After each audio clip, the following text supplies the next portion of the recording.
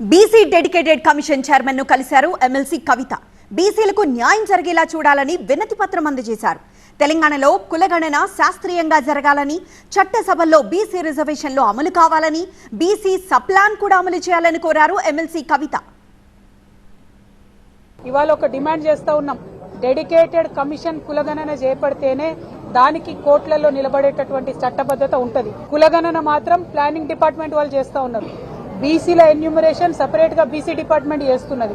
వీళ్ళందరినీ secondary data కింద ఇది ఇప్పుడు డెడికేటెడ్ కమిషన్ వాడుకోవాలని చెప్పి ప్రభుత్వం చెప్తా ఉన్నది. కానీ ఇది రేపు పొద్దున కోట్లలో నిలబడుతుందా? బీసీలకు రిజర్వేషన్లు వ్యతిరేకించేటటువంటి వాళ్ళు రేపు పొద్దున కోట్లకు పోతే ఈ అంశం నిలబడుతుందా అన్న విషయం ఇవాళ కాంగ్రెస్ పార్టీ బీసీలందరూ కూడా జవాబు ఇవ్వాల్సినటువంటి విషయాన్ని మేము ప్రభుత్వానికి గుర్తు చేస్తా ఉన్నాం. మరి బీసీ కులగణనకు సంబంధించినటువంటి అనేకమైనటువంటి అనుమానాలు ఇవాళ ప్రజలలో ఉన్నాయి. ఆస్తి ఎందుకు అడుగుతున్నారు?